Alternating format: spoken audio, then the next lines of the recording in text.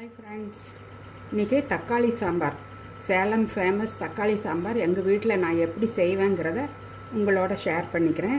Video ஃபுல்லாக skip பண்ணாமல் பாருங்கள் ஃப்ரெண்ட்ஸ். அப்போ தான் எந்த மாதிரி நான் செய்கிறேங்கிறது உங்களுக்கு தெரிய வரும். பாருங்கள், தேங்காய் நல்லா ஒரு பெரிய மூடி, ஒரு தேங்காயில் பெரிய மூடியாக இருக்கிறத இந்த மாதிரி நான் எடுத்துக்கிட்டேன். இது 6 பேர் சாப்பிட்ற அளவுக்கு வரும். இது இந்த தக்காளி சாம்பார் உங்களுக்கு கம்மியாக வேணும்னா இதிலிருந்து நீங்கள் குறைச்சி போட்டுக்கலாம். இது 6 தக்காளி பழம், நல்லா பெரிய பெரிய தக்காளி பழமாக, நல்லா இவ்வளோ பெருசு தக்காளி பழம், அதில் ஒரு 6 பழம் இது மாதிரி கட் பண்ணி எடுத்துக்கிட்டேன். பொட்டுக்கடலை என்னோடய கையில் இந்த ஒரு கை நிறையா பொட்டுக்கடலை, சோம்பு 1 டேபிள் ஸ்பூன், தனியா 1 டேபிள் ஸ்பூன், பெப்பர் பால்ஸ் ஒரு 10 பெப்பர் பால்ஸ், பூண்டு ஒரு 5-6 பல் பூண்டு, பாருங்க பட்டை இந்த அளவுக்கு எடுத்து வச்சுருக்கேன். பட்டை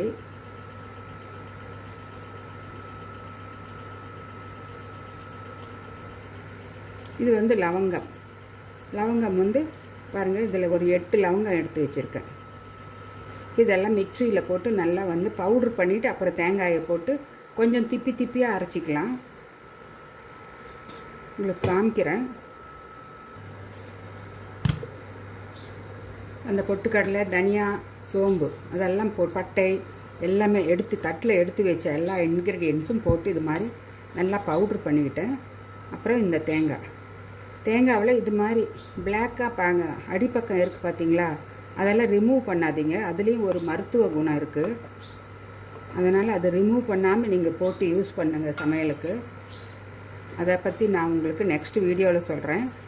நம்ம தேங்காய் பால் எடுக்கிறோம் அப்படின்னா மட்டும் லைட்டாக ரிமூவ் பண்ணால் போதும். இல்லைன்னா ரிமூவ் பண்ணாமே கூட நீங்கள் அப்படியே தேங்காய் பாலை எடுக்கலாம். அதில் அவ்வளோ மருத்துவ குணங்கள் இருக்குது. இப்போ இந்த தேங்காயை போட்டு முதல்ல ஒரு சுற்றிக்கிறேன். பாருங்கள், இந்த மாதிரி கொஞ்சம் நல்லா ஒரு சுற்றிக்கிட்டேன். இதுலேயே நான் தக்காளி 6 தக்காளி எடுத்து வச்சுருக்கேன். அதை போட்டுக்கலாம். எல்லாமே போட முடியாது, பாதி பாதியாக போட்டுக்கிறேன். தண்ணி ஊற்ற வேண்டியதில்லை. இதில் வர்ற தண்ணியே எங்களுக்கு சரியாக போயிடும்.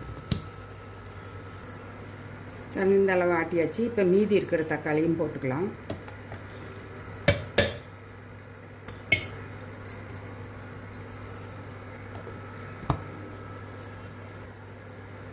ஆட்டியாச்சு. இப்போ பார்க்கலாம். பாருங்கள், தண்ணி ஊற்றாமையே அந்த தக்காளியில் இருக்கிற தண்ணியிலே எங்களுக்கு நல்லா அரைப்பட்டுடுச்சு.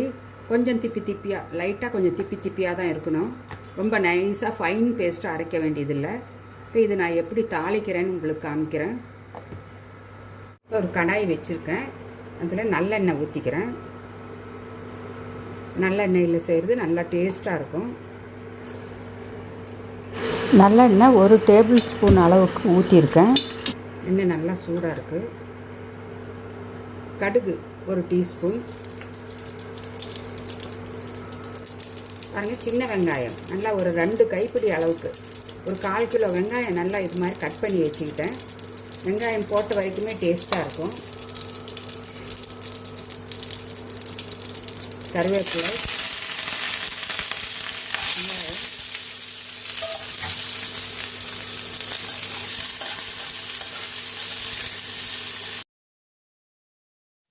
வெங்காயம் கொஞ்சம் கண்ணாடி பதத்துக்கு வரணும்.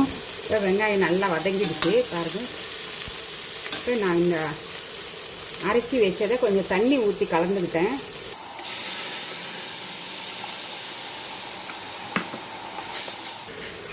இதுக்கு தேவையான அளவு மிளகாய் தூள், உப்பு ஆட் பண்ணிக்கலாம். இன்னும் கொஞ்சம் மிக்சியை கழுவி தண்ணி ஊற்றிக்கலாம்.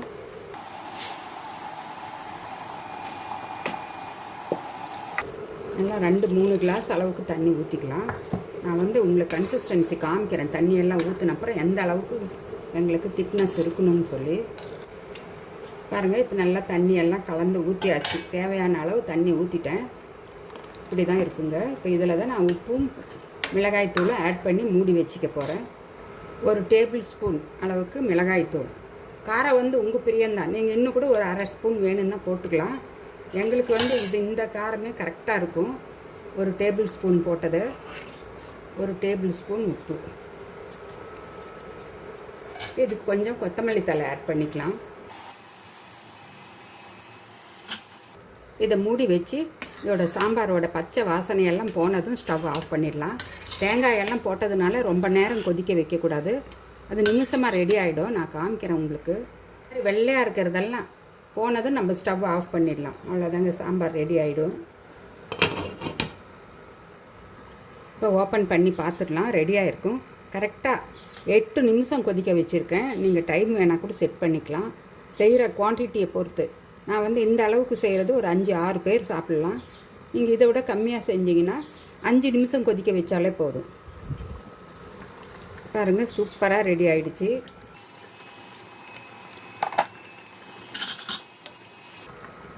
இந்த வெள்ளையாக நுரை மாதிரி இருந்தது எல்லாமே கம்ப்ளீட்டாக அடங்கிடுச்சு. சாம்பாரும் சூப்பராக ரெடி ஆகிடுச்சு. இப்போ ஸ்டவ் ஆஃப் பண்ணிக்கிறேன். அவ்வளோதாங்க, சேலம் ஃபேமஸ் தக்காளி சாம்பார் ரெடி ஆகிடுச்சு. கன்சிஸ்டன்சி பாருங்கள், நாங்கள் ஊற்றின தண்ணியோட அளவும் கரெக்டாக இருக்கும். கடைசியாக ஃபைனலாக ஃப்ரெஷ் லீவ்ஸ் கருவேப்பிலை அது போட்டுட்டிங்கன்னா அதோட அரோமாவே ரொம்ப சூப்பராக இருக்கும். கொஞ்சமாக கொத்தமல்லி தழை, ஏற்கனவே நாங்கள் நிறையா போட்டிருக்கோம் கொத்தமல்லி. ஃபைனலாக இது மாதிரி பச்சையாக போட்டு கொதிக்க வைக்காமல் நீங்கள் இறக்கி வச்சு சாப்பிட்றப்ப ரொம்ப அரோமா, ரொம்ப வாசனையாக ரொம்ப டிஃப்ரெண்ட்டாக இருக்கும். இப்படி தாங்க எங்கள் வீட்டில் சேலம் ஃபேமஸ் தக்காளி சாம்பார். தக்காளி சாம்பாரில் 2-3 விதம் இருக்குது. இது வந்து அரைச்சி விட்ட தேங்காய் சாம்பார். மசாலா அரைச்சி செய்கிறது, வறுத்து அரைச்சி செய்கிற சாம்பாரும் இருக்குது. ஆல்ரெடி அது போட்டிருக்கேன். அதோட லிங்க் வேணால் உங்களுக்கு கொடுக்குறேன். அவ்வளோதாங்க, இந்த வீடியோ உங்களுக்கு பிடிச்சிருக்குன்னு நினைக்கிறேன். பிடிச்சிருந்தா உங்கள் ஃபீட்பேக்கை எனக்கு கமெண்ட் பாக்ஸில் போடுங்க. நீங்களே இதே மாதிரி ஒரு தடவை ட்ரை பண்ணி பாருங்கள், உங்களுக்கு பிடிச்சிருக்கான்னு சொல்லுங்கள். இது இட்லி, தோசை, பணியாரம், குழந்தைங்களுக்கெல்லாம் நெய் தோசை சுட்டு இது தோசையை மேலே இந்த சாம்பாரை மேலே ஊற்றி கொடுங்க, விரும்பி சாப்பிடுவாங்க. சின்ன வெங்காயம் நிறையா போட்டிருக்கேன். போட்ட வரைக்குமே டேஸ்ட்டு நல்லாயிருக்கும். சின்ன வெங்காயம் கிடைக்கலன்னா நீங்கள் பெரிய வெங்காயம் கூட கட் பண்ணி போட்டுக்கலாம். கொஞ்சம் சின்னதாக கட் பண்ணி இது மாதிரி போட்டுக்குங்க. ஆனால் கொஞ்சம் வித்தியாசமாக இருக்கும், அவ்வளோதான். ரொம்ப டிஃப்ரெண்ட்டு தெரியாது. இப்படி தான் எங்கள் வீட்டில் சேலம் ஃபேமஸ் தக்காளி சாம்பார் செய்வோம். எல்லா டிஃபனுக்குமே ரொம்ப சூப்பராக இருக்கும். ப்ரெட்டுக்கும் நீங்கள் ப்ரெட்டை நல்லா பட்டராது நெய்யாவது போட்டு டோஸ்ட் பண்ணி அது மேலே இந்த மாதிரி சாம்பாரை ஊற்றி சாப்பிட்டு பாருங்கள், அவ்வளோ சூப்பராக இருக்கும். எங்கள் வீட்டில் எல்லாருக்குமே இந்த சாம்பார் ரொம்ப பிரியம். உங்கள் ஃபீட்பேக்கை கமெண்ட் பாக்ஸில் போடுங்க ஃப்ரெண்ட்ஸ். ஒரு லைக் பண்ணுங்கள். சப்ஸ்கிரைப் பண்ணாத ஃப்ரெண்ட்ஸ் எல்லாம் கொஞ்சம் சப்ஸ்கிரைப் பண்ணுங்கள் ஃப்ரெண்ட்ஸ். பாய். நான் அடுத்த வீடியோவில் மறுபடியும் உங்களை சந்திக்கிறேன். பை.